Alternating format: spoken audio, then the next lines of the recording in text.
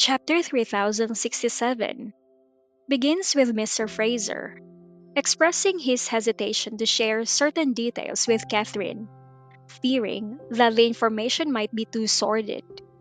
However, Kathryn dismisses his concerns, noting that she has become desensitized to Shiloh's continuous scandals and is prepared to hear even the most unsavory details. Fraser then reveals that Shiloh appears to be attempting to seduce her three brothers as part of a larger scheme to destabilize their marriages and take revenge on their wives, Catherine's sisters in law.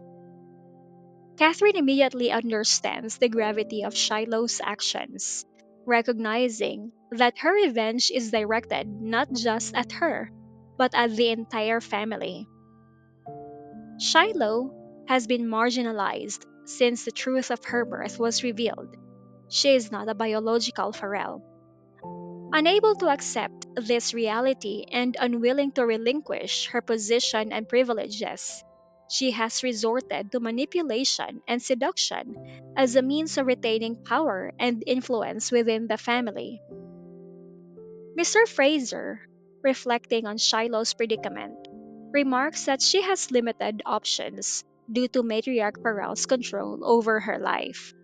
She is unable to establish her own career or even find meaningful employment, leaving her resentful and desperate. This desperation drives her to engage in increasingly destructive behavior, particularly targeting those she blames for her downfall.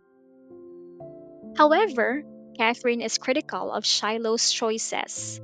She muses that if she were in Shiloh's position, she would have left the Farrell family and Jensberg long ago, taking the money offered by her adoptive mother and starting fresh elsewhere. She believes that Shiloh's refusal to leave stems from a misguided belief that she could still reclaim her former status despite the overwhelming odds against her. Catherine acknowledges that Shiloh underestimated her. When Catherine returned to the Farrell household, Shiloh likely saw her as an inexperienced country bumpkin, unfit to lead. This misjudgment set the stage for a fierce power struggle between the two women, one that Catherine has no choice but to engage in.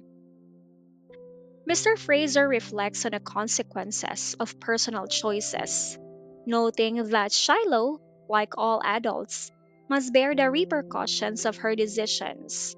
He then asks Catherine whether she plans to inform her sisters in law about Shiloh's schemes. She decides to wait until she has concrete evidence before bringing the issue to their attention. She reasons that without proof, her accusations could cause unnecessary conflict and mistrust between her brothers and their wives. Despite the fractures in their marriages caused by infidelities and external pressures, these couples have not divorced, largely due to their children and the intricate business ties between their families. Catherine decides that it would be wiser to first inform Matriarch Farrell of her actions.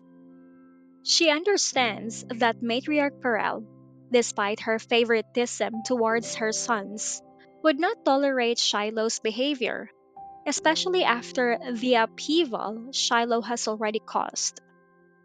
Catherine's strategic decision to involve Matriarch Farrell reflects her understanding of the family's power dynamics, her desire to avoid being seen as favoring her sisters in law over her brothers.